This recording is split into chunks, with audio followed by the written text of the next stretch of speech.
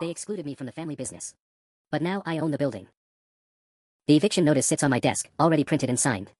All it needs is my signature and a walk to the mailbox. In exactly 47 days, my family will gather at Romano's flagship restaurant to celebrate 50 years of family tradition and unity, their words from the gold embossed invitations Mom sent out 3 months ago. The same invitations I wasn't supposed to see, let alone receive. But here's what they don't know, I own the building they're planning to celebrate in. My phone buzzes with a text from my oldest brother Marcus. Danny, you should really come to the anniversary dinner. Family means everything, you know that right? I almost laugh. Family meant everything until they decided I wasn't family enough. It's been 8 months since the incident that finally gave them the excuse they needed. A missing cash deposit that mysteriously reappeared in my car's glove compartment. Security footage that conveniently showed me leaving through the back door at the exact time the money went missing. My father's disappointed face as he told me I was no longer suited for a leadership role in the Romano legacy. What they didn't count on was me figuring out their game. Or that I'd been quietly moving money from my trust fund for 6 months before that, watching and waiting. The building purchase went through 3 weeks after they officially removed me from the company. Hartwell Properties LLC, my newly created corporation, bought 1247 Mulberry Street for $3.2 million cash. The previous owner, Mrs. Chen, was thrilled to finally retire to Florida. The Romano family's 20-year lease expired 60 days ago, and they've been operating month to month ever since, paying rent to a management company that reports to me. They have no idea their baby brother is now their landlord. I flipped through the lease documents one more time. The current month-to-month agreement allows for termination with 30 days notice. Perfectly legal. Perfectly timed. The anniversary celebration is scheduled for Saturday, November 18th. If I deliver the eviction notice by October 15th, next Tuesday, they'll have exactly 34 days to find a new location for their golden anniversary. Good luck booking another venue that can accommodate 200 guests with 5 weeks' notice. My laptop shows 17 missed calls from various family members over the past month. Mom wants me to come home and work this out.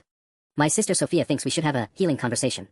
Even Uncle Tony, Dad's business partner who never liked me anyway, sent a rambling voicemail about letting bygones be bygones. But here's the thing about bygones, they don't pay back the years of being treated like the family screw-up. They don't erase the board meetings I wasn't invited to, the decisions made without me, the way Dad would change the subject whenever I suggested improvements to the business. They don't undo the look in his eyes when he told me I was too immature to inherit what 4 generations of Romanos built. I was 28 years old with an MBA and 5 years of working in their restaurants. My immaturity was asking questions about their outdated inventory system and suggesting we modernize the point-of-sale software. The eviction notice feels heavier than it should. 30 days to vacate. Property needed for renovation and redevelopment. Standard legal language that will destroy their anniversary and probably their flagship location permanently. I pick up my pen. In 47 days, they'll finally understand exactly how mature their youngest son has become. The question isn't whether I'll sign it. The question is whether I'll hand-deliver it myself. The doorbell rings at 7:23 a.m., jolting me awake on my couch where I'd fallen asleep reviewing property law documents. Through the peephole, I see Sophia standing on my doorstep with 2 coffee cups and that determined expression she's worn since we were kids, the one that usually meant I was about to get lectured. I consider pretending I'm not home, but she's already seen my car in the driveway. Danny, I know you're in there. I brought your favorite, hazelnut with extra cream. Her voice carries that older sister authority that still works on me sometimes. Against my better judgment, I open the door. Sophia looks exhausted, her usually perfect hair pulled back in a messy ponytail, dark circles under her eyes. She's been running the front-of-house operation since I got kicked out, which means she's pulling 60-hour weeks easy. We need to talk, she says, pushing past me into my apartment. Her eyes sweep over the chaos, financial documents scattered across my coffee table, 3 empty pizza boxes, and my laptop still open to commercial real estate websites. She freezes when she sees the eviction notice, still unsigned on my desk. What the hell is this, Danny? My stomach drops. The letterhead clearly shows Hartwell Properties LLC, and Sophia's always been the smart one. I watch her brain connect the dots, the property management company name, the address, the 30-day notice period. You've got to be kidding me. She sets down the coffee cups with shaking hands. You bought our building. There's no point in lying now. 3 months ago. 3 months. Her voice cracks. Danny, do you have any idea what this will do to Dad? The anniversary dinner has 200 confirmed guests. The mayor's coming. That food critic from the Times finally agreed to review us. We've spent $30,000 on catering deposits alone. The guilt hits harder than I expected. I've been so focused on the satisfaction of revenge that I hadn't really processed the collateral damage. But then I remember the look on Dad's face when he accused me of stealing. The way Marcus actually smiled when they voted me out of the company. Where was this concern when you all decided I was a thief? Sophia's eyes well up. I voted against removing you from the board. I fought for you, Danny. I told them the whole thing felt wrong, but they wouldn't listen. This stops me cold. You voted against it. Marcus and Dad were convinced you took that money. When it showed up in your car. She trails off, then looks at me sharply. You didn't take it, did you? Of course I didn't take it. Then how did it get in your car? I've wondered the same thing for 8 months. The only people with keys to my car were family members. I'd given spare keys to Dad for emergencies years ago, and Marcus borrowed my car twice that month when his BMW was in the shop. Someone put it there, I say slowly. Someone who wanted me gone. Sophia sinks onto my couch, her face pale. Oh my God. Marcus asked me for your car keys that morning. Said he needed to grab something from your glove compartment, phone charger or something. The betrayal hits like a punch to the gut. My own brother. Set me up, destroyed my reputation, got me kicked out of the family business I'd worked toward my entire life. How long have they been planning this? I ask. I don't know. But Danny, please don't do this. Don't become the person they tried to make you into. I look at the eviction notice, then at my sister's tear-streaked face. 46 days until their celebration. Give me one good reason why I shouldn't. Sophia stares at me for a long moment, then reaches into her purse and pulls out a manila folder I hadn't noticed her carrying. Because there's more you don't know, she says, placing it on my coffee table next to the eviction notice. I've been doing some digging since you got kicked out. Financial records, board meeting minutes, expense reports. Dad thinks I'm just helping with bookkeeping, but I've been building a case. I flip open the folder and immediately see what she means. Bank statements going back 2 years, with dozens of highlighted transactions. Cash withdrawals that don't match the books. Vendor payments to companies I've never heard of. Bellacourt Consulting, I read from one of the invoices. $15,000 monthly retainer for operational improvements. Doesn't exist. I called the number, disconnected. The address is a vacant lot in Newark. Sophia points to another highlighted line. Romano Family Holdings paid them $180,000 last year alone. My hands shake as I flip through more pages. The pattern becomes clear. Marcus has been systematically bleeding money from the company for at least 18 months. Fake consulting fees, phantom vendor payments, even payroll for employees who don't exist. He's been stealing from Dad this whole time. Over $400,000 that I can prove. Probably more. Sophia's voice is barely a whisper. And he set you up to cover his tracks. Made you the fall guy before anyone noticed the real missing money. I think about Marcus's text from yesterday. Family means everything, you know that, right? The manipulation makes me sick. Does Dad know? Not yet. I've been trying to figure out how to tell him without destroying him completely. You know how he is about legacy, about family honor. Finding out his oldest son has been embezzling. She shakes her head. It might literally kill him. My father had his first heart attack 3 years ago. Stress-induced, the doctors said. The business has been his entire identity since Grandpa Romano died in 1987. Why are you showing me this now? Sophia looks directly at me. Because I need your help to stop him. And because you deserve to know the truth before you burn everything down. I set down the folder and walk to my window, looking out at the city where our family has built their reputation over 5 decades. 4 restaurants, 127 employees, 3 generations of satisfied customers. Marcus isn't just stealing money, he's stealing our grandfather's legacy. What's your plan? I ask. Expose him at the anniversary dinner. In front of everyone, the mayor, the food critic, all the investors and family friends. Let him explain to Dad's face how he's been robbing the company while framing his own brother. It's brutal. More brutal than my eviction notice, actually. At least my revenge was clean, a business transaction, legally justified. What Sophia is proposing would destroy Marcus publicly and probably end his marriage. His wife Elena doesn't know any of this, and neither do his 2 kids. That's pretty ruthless coming from you, I say.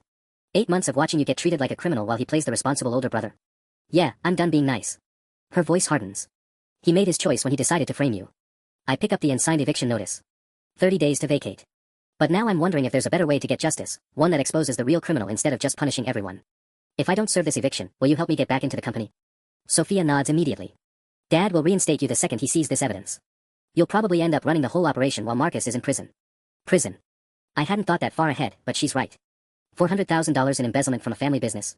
That's serious federal time. 46 days until the anniversary dinner. Enough time to plan something much more satisfying than an eviction notice.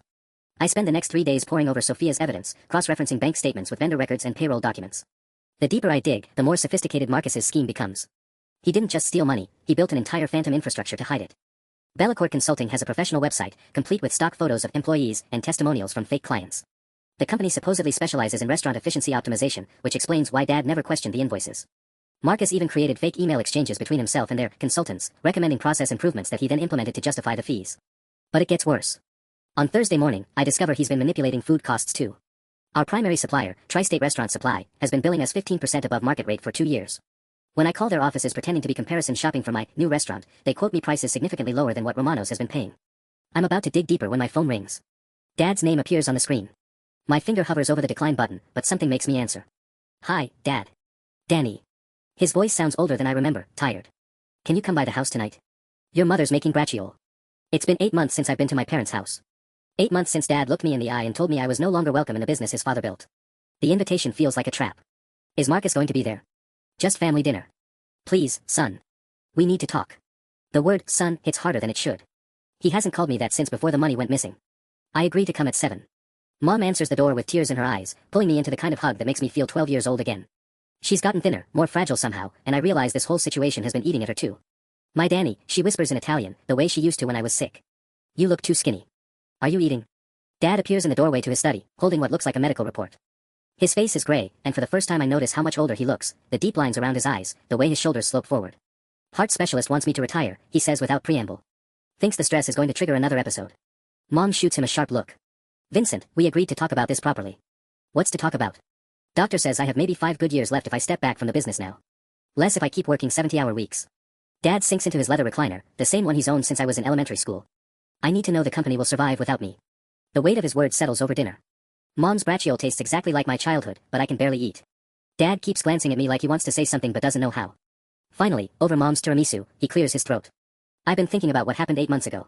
About the money, the accusations. He pauses, studying his hands. Maybe I was too quick to judge. Too ready to believe the worst. It's not quite an apology, but it's the closest thing to one I've ever heard from Vincent Romano. Marcus has been asking about succession planning, he continues. Wants to discuss taking over as CEO when I retire.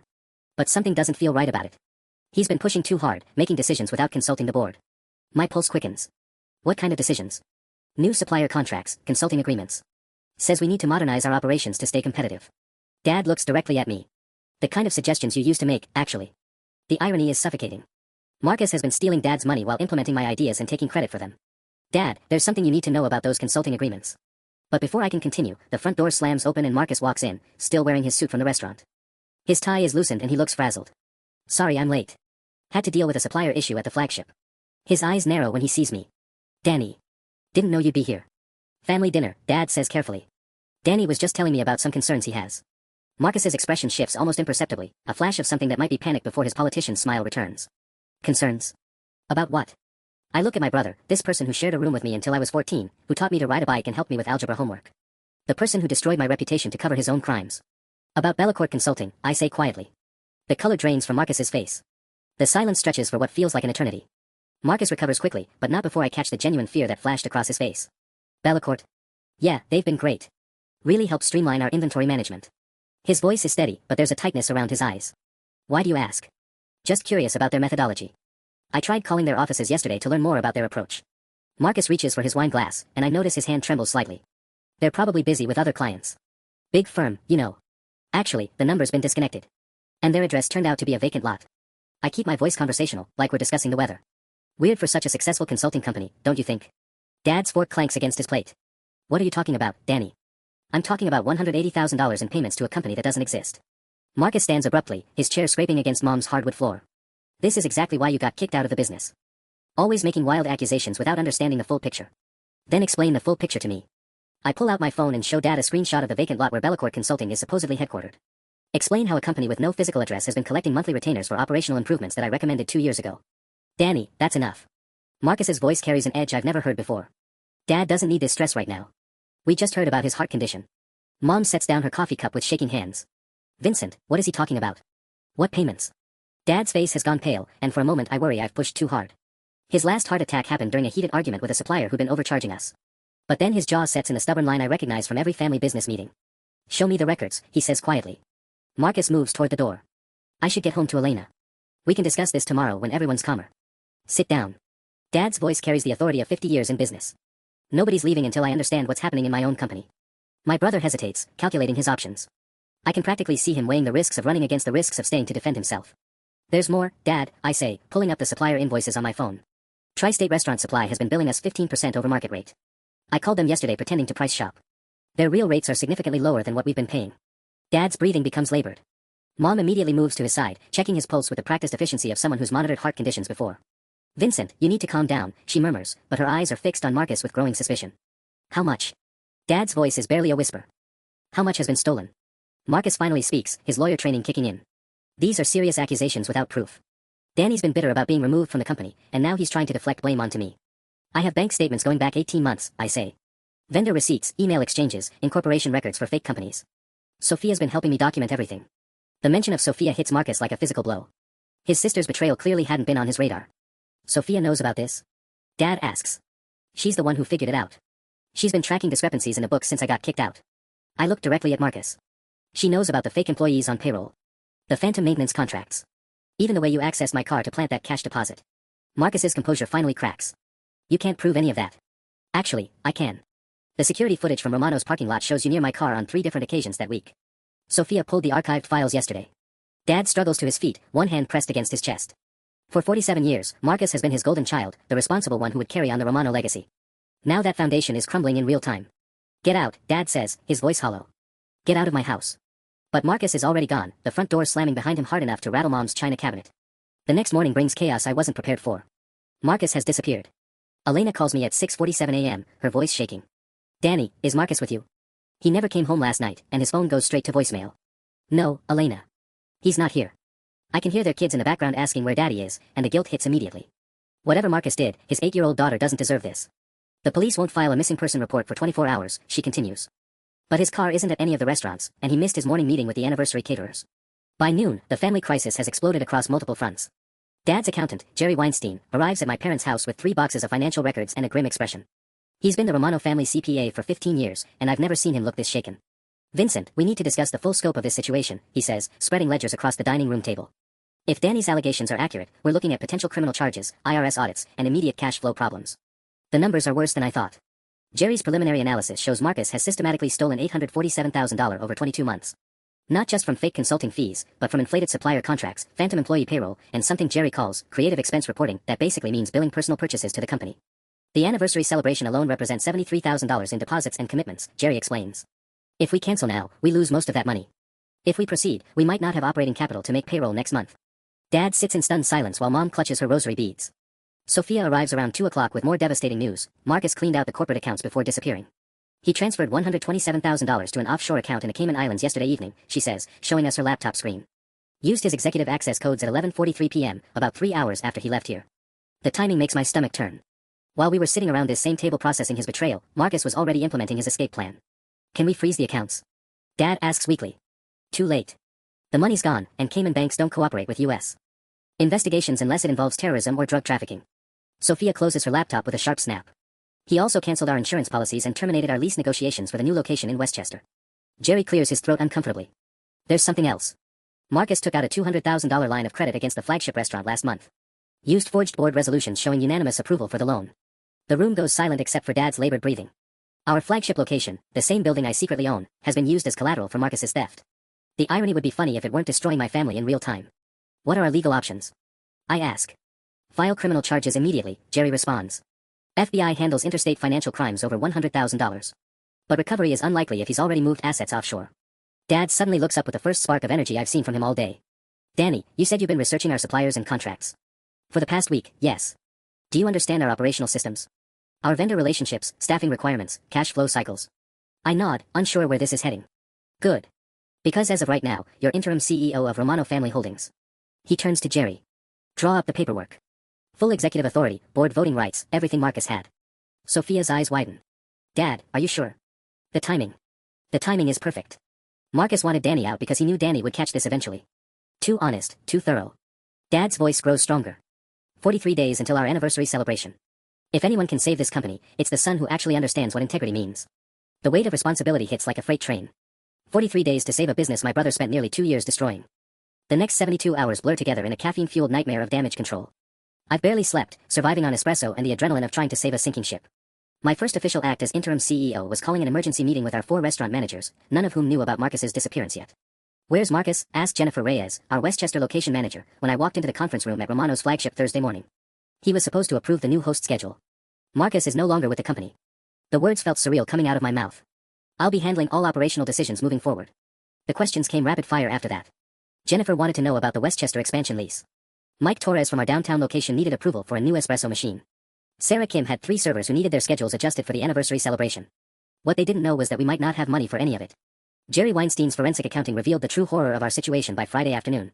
The $127,000 Marcus transferred offshore was just the beginning. He'd also maxed out corporate credit cards, sold our backup generator to a scrap dealer for cash, and somehow convinced our wine distributor to give him a $23,000 volume discount rebate that went straight to his personal account. Total liquid assets available, $31,847, Jerry announced, sliding the report across my desk. Monthly operating expenses, $89,200. You've got 11 days before payroll comes due, and maybe 3 weeks before vendors start demanding payment. I stared at the numbers until they blurred together. 43 days to save the company had just become 11 days to avoid bankruptcy. What about the insurance money from canceling the anniversary celebration? Marcus canceled the event insurance when he cleaned out the accounts. We're liable for full vendor payments regardless of whether we proceed. Jerry rubbed his temples. Canceling now would actually cost more than going through with it. That's when the idea hit me. Dangerous, probably stupid, but potentially brilliant.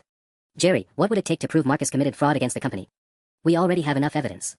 Bank records, forged signatures, the offshore transfers. No, I mean prove it publicly. In a way that makes Romanos look like the victim instead of the incompetent family business that couldn't catch an embezzler for 2 years. Jerry's eyes narrowed. What are you thinking? The anniversary celebration. 200 guests, including the mayor and that time's food critic. What if we use the dinner to expose Marcus publicly? Turn our family crisis into a story about resilience and integrity? That's incredibly risky. Business reputations have been destroyed by less public drama. But I was already running calculations. Public sympathy for a family business victimized by embezzlement could generate customer loyalty. The Times critic might write about our comeback instead of just reviewing our food. And potential investors loved underdog stories about honest companies rebuilding after betrayal. My phone buzzes with a text from an unknown number. Stop digging or everyone gets hurt. You have no idea what you're dealing with. Marcus is threatening us now.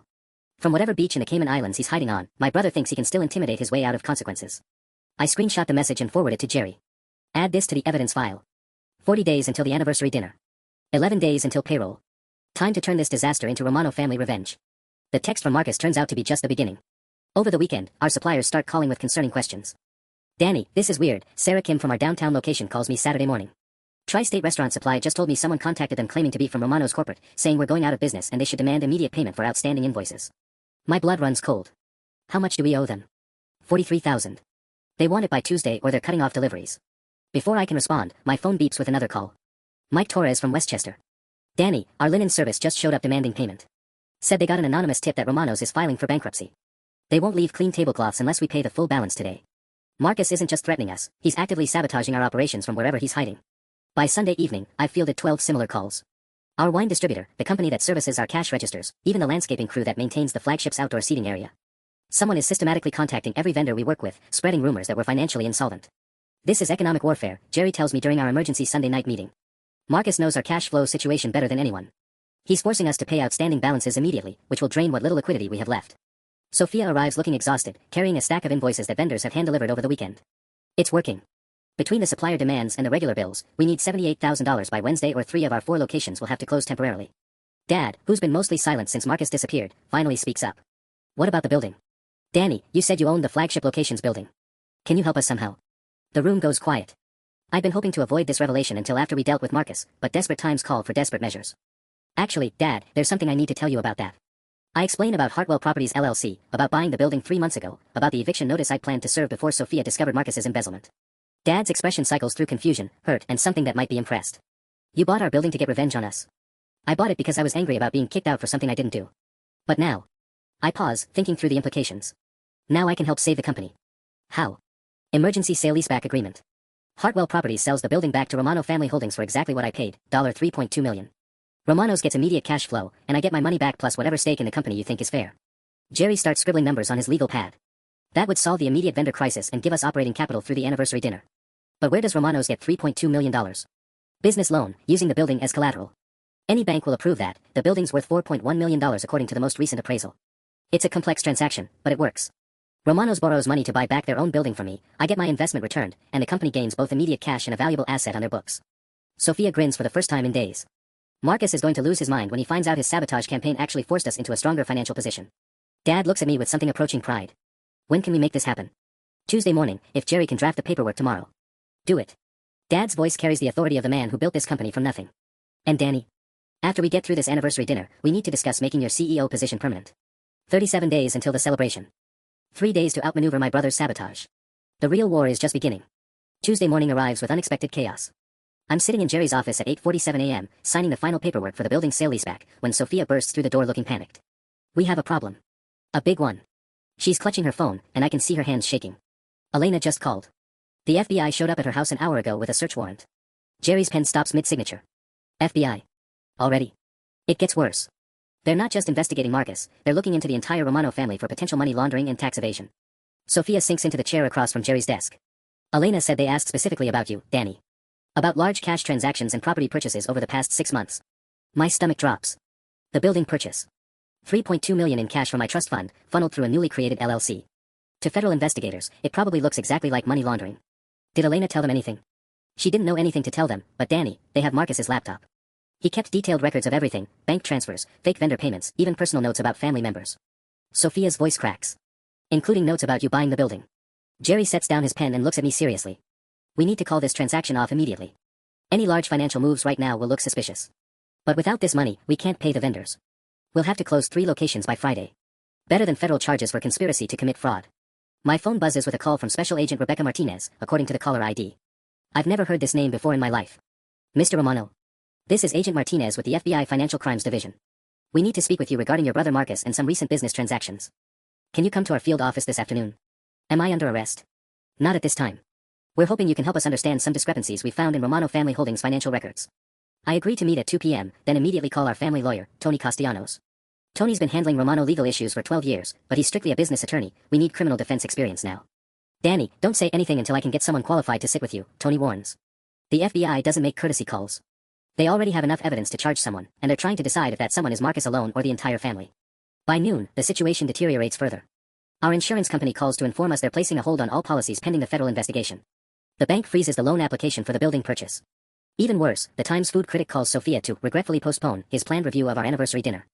Food critic was one thing, Sophia says, pacing around my apartment where we've set up a makeshift crisis center. But now Channel 7 News is asking for comment about alleged financial irregularities at respected local restaurant chain. This is becoming a public relations nightmare. Dad arrives looking older than I've ever seen him, carrying a manila envelope that he sets on my coffee table with shaking hands. Marcus called me, he says quietly. 20 minutes ago. From a blocked number. What did he say?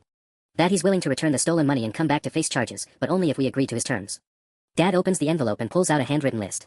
He wants immunity from prosecution for Elena and the kids. He wants us to publicly state that his actions were the result of gambling addiction, not intentional fraud. And he wants a guarantee that the family will take care of Elena financially while he's in prison. Sophia grabs the list. He's negotiating. After what he's done to us. There's more. He says he has evidence that other family members knew about the missing money and chose to ignore it. Claims he can prove Dad deliberately overlooked irregularities to avoid dealing with the problem. The threat is clear. Marcus will drag the entire family down with him unless we cooperate with his demands. Jerry looks up from his laptop where he's been researching federal sentencing guidelines. If he cooperates fully with the FBI investigation, Marcus is looking at maybe 18 months minimum security. If he fights and loses, he could get 8 to 10 years. 34 days until the anniversary dinner that might never happen. The FBI meeting is in 3 hours, and I still don't know if I'm walking into that building as a witness or a suspect. The FBI field office feels like something out of a crime drama, sterile fluorescent lighting, beige walls, and the kind of uncomfortable chairs designed to make you want to confess just to leave faster. Agent Martinez turns out to be a sharp-eyed woman in her 40s who sets a digital recorder between us like she's placing a chess piece. Mr. Romano, let's start with your recent property acquisition. On August 15th, Hartwell Properties LLC purchased 1247 Mulberry Street for $3.2 million cash. You're the sole owner of Hartwell Properties, correct? My criminal defense attorney, Lisa Chen, Tony found her in 3 hours, which has to be some kind of record, nods for me to answer. Yes, that's correct. Interesting timing. Your family removed you from Romano Holdings on July 23rd. 3 weeks later, you're making multi-million-dollar real estate purchases. Agent Martinez slides a bank statement across the table. Where did this money come from? My trust fund. It's been accumulating since I was 18. A trust fund that coincidentally became liquid right after you were accused of embezzling from the family business. Lisa interrupts smoothly. Agent Martinez, my client was never formally charged with any crime. The Romano family made an internal business decision based on incomplete information. Agent Martinez pulls out another folder, this one significantly thicker. Let's talk about your brother Marcus. When did you first suspect he was stealing from the company? The question catches me off guard. I didn't suspect anything until last week. I thought I was the one being framed for theft. But you must have noticed the vendor irregularities, the consulting fees, the payroll discrepancies. You worked in the business for 5 years. Marcus handled most of the financial oversight. I was focused on operations, scheduling, inventory, customer service issues. Agent Martinez leans back, studying me. Mr. Romano, we've recovered Marcus's laptop. His notes suggest you were deliberately excluded from financial meetings because other family members were concerned about your attention to detail. Does that sound accurate? A chill runs down my spine. What do you mean? Marcus wrote extensively about keeping you away from vendor contracts and banking records. Quote, Danny asks too many questions about supplier costs. Need to limit his access before he notices the Bellecourt payments. She flips through several pages. This is dated 14 months ago. The timeline hits me like a physical blow. Marcus wasn't just stealing, he was actively orchestrating my exclusion from family meetings to protect his scheme. Every time Dad brushed off my suggestions about modernizing our systems, every time Marcus insisted he could handle vendor negotiations alone, it was all calculated. He planned this for over a year, I say, more to myself than to Agent Martinez. It appears so. But here's what concerns us, Mr. Romano. Your building purchase wasn't random real estate investment. You specifically targeted the property housing your family's flagship restaurant. That suggests either remarkable coincidence or deliberate positioning for some kind of leverage play. Lisa shoots me a warning look, but I can't stop myself. I was angry. I wanted to get back at them for kicking me out over something I didn't do. So you admit the property purchase was motivated by revenge against your family? It was motivated by wanting them to respect me. To realize they'd made a mistake. Agent Martinez makes a note, then pulls out what looks like a bank routing slip. Yesterday morning, you attempted to execute a sale-leaseback transaction involving this same property. Transferring it back to Romano Holdings for exactly your purchase price, plus a loan arrangement that would have given the company immediate access to $3.2 million in cash. We needed money to pay vendors. Marcus's sabotage campaign was forcing suppliers to demand immediate payment. Convenient timing, though. Federal investigation opens Monday morning, and by Tuesday you're laundering money back into the family business through a complex real estate transaction. Lisa stands abruptly. Agent Martinez, unless you're prepared to formally charge my client, this interview is over. You're clearly fishing for crimes that don't exist. But Agent Martinez isn't finished. One more question, Mr. Romano. Your brother's notes mention something called the anniversary plan. Any idea what that refers to? My mouth goes dry. Marcus knew. Somehow, he figured out I was planning something for the 50th anniversary celebration. I have no idea, I lie. Agent Martinez slides the recorder closer to me. Because if you're planning some kind of public revelation or confrontation at this anniversary dinner, I need to warn you, interfering with an ongoing federal investigation is a felony. Whatever you think you know about your family's business, we're already investigating it. 33 days until the anniversary dinner. And now the FBI is watching every move we make. The FBI interview haunts me for the next 48 hours. Agent Martinez's warning about interfering with their investigation keeps replaying in my head, but there's something else bothering me, something about Marcus's anniversary plan notes that doesn't add up. Thursday morning, I'm reviewing vendor payments in my apartment when Sophia calls, her voice tight with panic. Danny, we have a bigger problem. I just got off the phone with Channel 7 News. They're running a story tonight about the FBI investigation, and they have details that weren't public.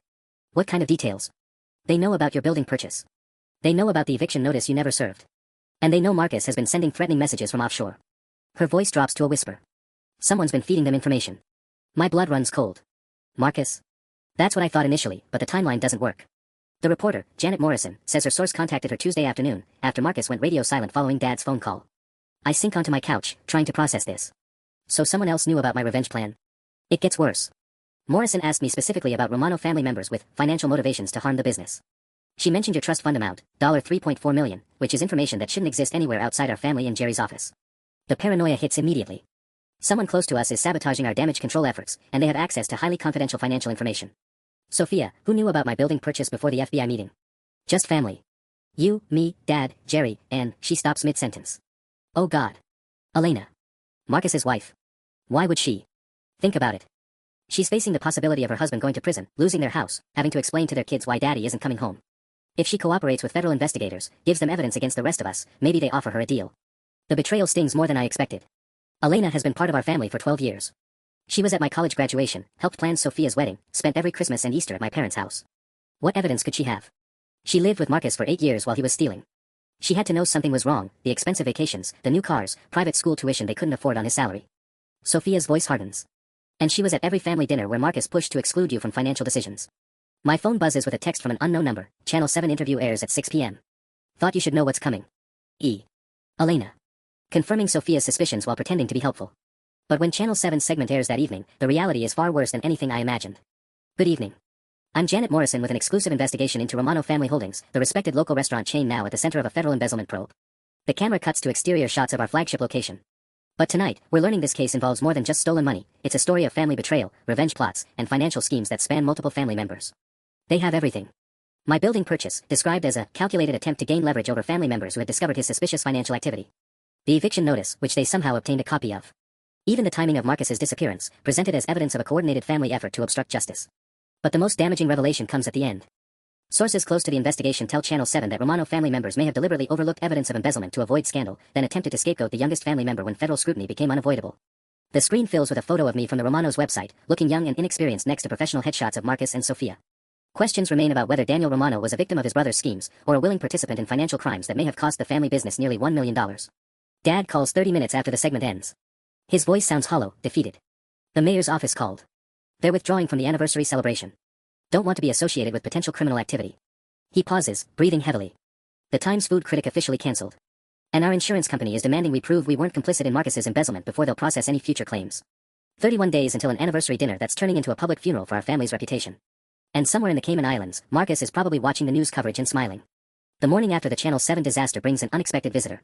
I'm barely awake, stumbling toward my coffee maker at 6:43 a.m., when someone pounds on my apartment door with the kind of urgency that makes my heart race. Through the peephole, I see Elena standing in my hallway, still in pajamas and a hastily thrown-on coat. Her hair is disheveled, her eyes red-rimmed like she's been crying all night. I consider not answering, but she's already seen my kitchen light through the window. Danny, please. I know you're in there. We need to talk. Against every instinct screaming at me, I open the door. Elena pushes past me immediately, clutching a manila envelope against her chest like it contains her life savings. I didn't give them that information, she says without preamble. The reporter, the FBI, whoever's feeding them details about your building purchase, it wasn't me. Then how did Channel 7 get my eviction notice? It was locked in my desk drawer. Because Marcus made copies of everything. She sets the envelope on my kitchen counter with shaking hands. Before he disappeared, he photographed documents from your apartment, from Dad's home office, even from Sophia's car. He's been planning this for months. The violation hits like a physical blow. He broke into my apartment. He had your spare key from when you were in the hospital last year. Remember? You gave it to him so he could water your plants. Elena's voice cracks. Danny, there's so much you don't know about what he's been doing. She opens the envelope and pulls out printed emails, dozens of them, all bearing Marcus's personal Gmail address. The subject lines make my stomach turn: Danny problem, need exit strategy, FBI contingency planning, family leverage points. He's been in contact with a lawyer in the Cayman Islands since February, Elena explains, pointing to an email dated 6 months ago. Long before you got kicked out of the company. He was already planning to steal money and disappear. I scan the emails, each one more disturbing than the last. Marcus researching offshore banking laws. Marcus investigating statute of limitations for embezzlement charges. Marcus compiling what he calls insurance files on every family member. One email stops me cold: if Danny gets too close to discovering the Bellecourt payments, implement phase 2. Plant evidence in his car, trigger family meeting, get him removed from board. Elena, prepare emotional testimony about his gambling problems and erratic behavior. I look up at Elena, who's watching my face with a mixture of guilt and desperation. You knew, I say quietly. You knew he was framing me. He told me it was temporary. That the FBI was investigating restaurant businesses for tax evasion, and he needed to create distance between himself and the financial irregularities. Tears start flowing down her cheeks. He said once the investigation ended, he'd bring you back and everything would go back to normal. Except he was planning to disappear with $1 million. I found out about the offshore accounts 3 days ago. That's when I realized he'd been lying to me about everything. Elena pulls out her phone and shows me a text message. This is what he sent me yesterday morning. The message makes my blood run cold: stop cooperating with FBI or I release the Romano family sex tape. Think about the kids before you do something stupid. Sex tape. Elena's face turns crimson. Marcus installed security cameras in our bedroom 2 years ago. Said it was for insurance purposes after we had that break-in. But he's been recording everything, and now he's threatening to release private footage if I testify against him. The depravity is staggering. My brother isn't just a thief, he's been systematically collecting blackmail material on his own family for years. Elena, what else is in those files? She hands me another stack of printed documents. Financial records for everyone. Dad's medical bills, Sophia's divorce settlement, your trust fund documentation. Even Mom's prescription medications. Her voice drops to a whisper. He knows about Dad's second heart attack, the one in January that Dad hid from everyone. Dad had another heart attack and didn't tell us. The family secrets keep multiplying, each revelation worse than the last. There's more, Elena continues. Marcus has been in contact with someone inside the FBI investigation. Someone who's been feeding him information about what evidence they have. 30 days until our anniversary celebration. And now we're not just fighting Marcus, we're fighting a federal investigation that may be compromised from the inside. The FBI leak revelation keeps me awake all night. By Friday morning, I've consumed 6 cups of coffee and filled 3 legal pads with notes, trying to map out who might be feeding Marcus information from inside the federal investigation. Elena agreed to meet me again at 8 a.m., this time bringing Marcus's laptop backup drive that she'd hidden in their garage. She arrives looking even more exhausted than yesterday, clutching a small external hard drive like it might explode. I made copies of everything before the FBI seized his computer, she explains, connecting the drive to my laptop. There are over 3,000 files. Financial records, email correspondence, even audio recordings of family conversations. The drive contains a folder labeled Insurance Policy, with subfolders for each family member. Mine contains 47 files, including photographs of my apartment interior, copies of my bank statements, and what appears to be a psychological profile Marcus compiled about my revenge motivations and emotional triggers. But Sophia's folder makes me physically sick. Marcus has been recording her phone conversations for 8 months, including deeply personal discussions about her divorce, her struggles with fertility treatments, and her growing suspicions about his financial activities. He recorded all of us, Elena whispers, pointing to a folder marked Dad, medical/financial vulnerability. Every family dinner, every private conversation, every moment we thought we were safe in our own homes. The FBI contact folder contains the most damaging evidence. Email exchanges between Marcus and someone identified only as D. Torres discussing investigation timeline and evidence priorities. The most recent message, dated Wednesday at 11:47 p.m., reads, Romano family expecting charges by Monday. Recommend accelerating seizure of business assets before they can hide additional funds. My phone buzzes with a call from Agent Martinez. My hands shake as I answer. Mr. Romano, we need you to come in immediately. New evidence has emerged that requires clarification. What kind of evidence? Audio recording suggesting you and your sister may have been aware of your brother's embezzlement activities for longer than you initially claimed. Her voice is cold, professional. How quickly can you get here? Elena grabs my arm, her eyes wide with panic. It's starting. He's releasing the recordings to frame you and Sophia. I tell Agent Martinez I'll be there within the hour, then immediately call Lisa Chen, our criminal defense attorney. She answers on the first ring, which tells me she's been expecting this development. Danny, don't say anything until I get there. They're going to play recordings that sound incriminating out of context. Her voice carries an urgency I haven't heard before.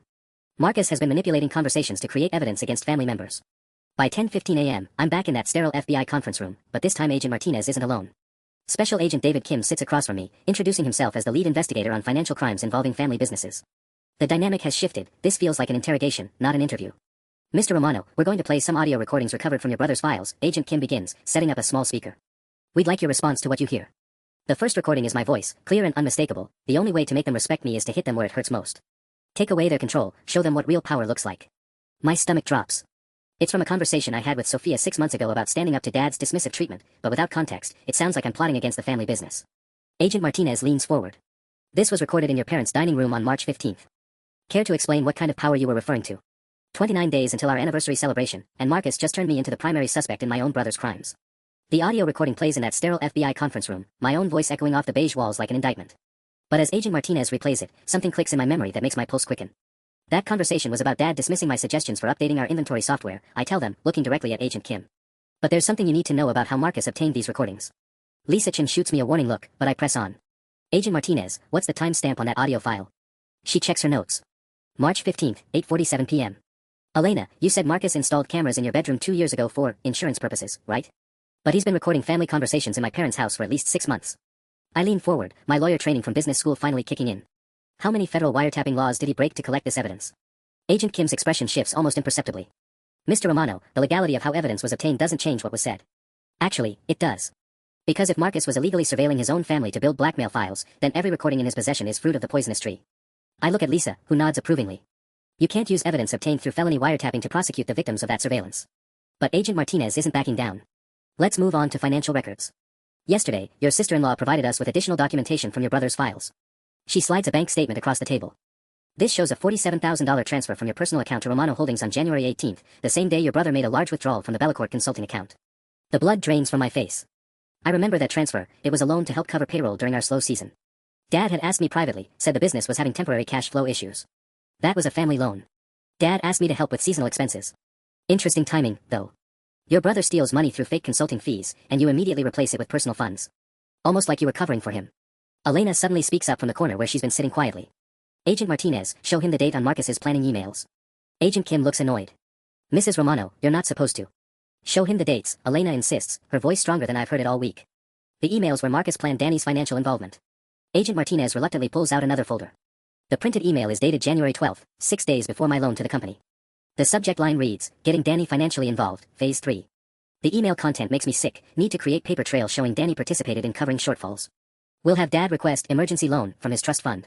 Timeline critical, must happen within 48 hours of next Bellecourt withdrawal to establish pattern.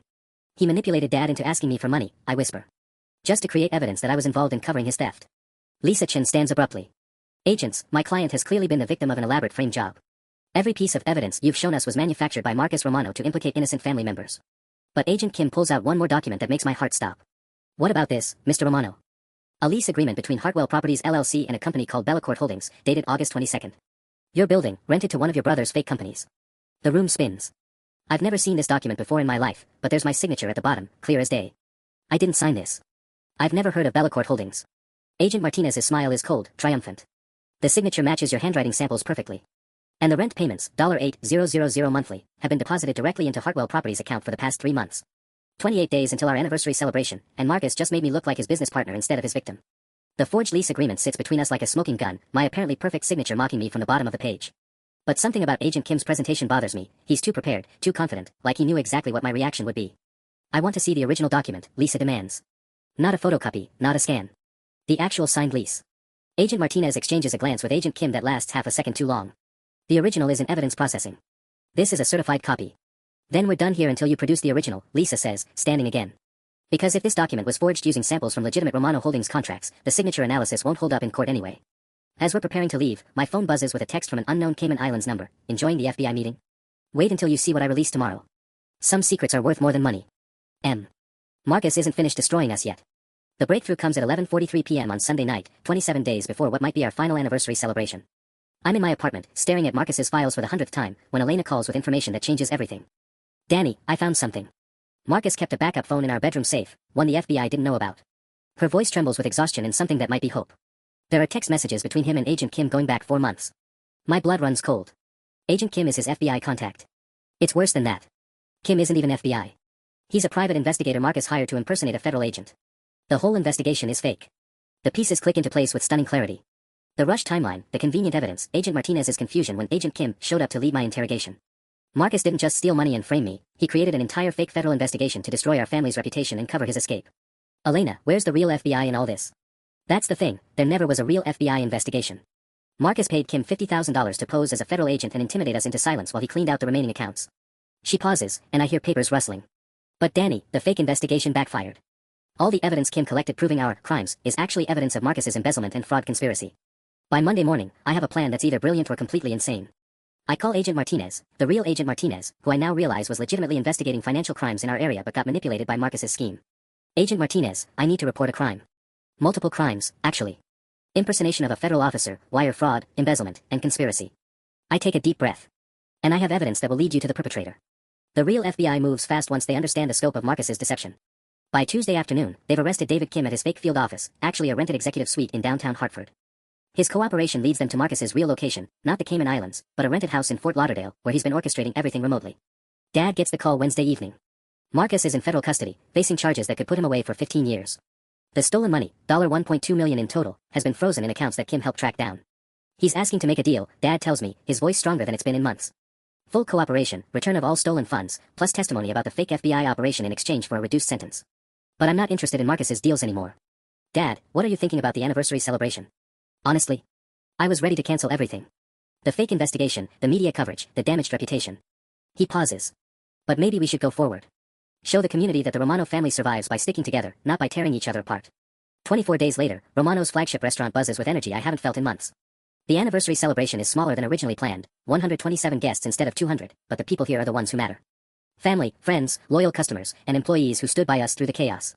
I stand at the podium where Dad planned to give his retirement speech, looking out at faces that have supported 4 generations of Romano tradition. Mom sits in the front row, tears streaming down her cheeks. Sophia raises her wine glass in a quiet salute. Even Elena is here with her kids, trying to rebuild after Marcus's betrayal. 50 years ago, my grandfather Vincent Romano Sr. opened this restaurant with a simple belief that family means taking care of each other, no matter what. I pause, finding Dad's eyes across the room. This year taught us that blood doesn't always make family, but loyalty and integrity do. Marcus chose to steal from us, lie to us, and try to destroy what 3 generations built. But he failed, because real family doesn't give up on each other. The applause is genuine, warm, healing in a way I didn't expect. As I step down from the podium, Dad approaches with an envelope that bears the Romano Holdings letterhead. Your permanent appointment as CEO, he says quietly. Effective immediately. You've more than earned it. Outside, I can see the building that started this whole journey, the property I bought for revenge and ended up using to save my family's legacy. Tomorrow, I'll officially transfer ownership back to Romano Holdings for exactly what I paid, plus a fair stake in the company I'm now running. Marcus was right about one thing, family means everything. He just never understood which family he was really part of.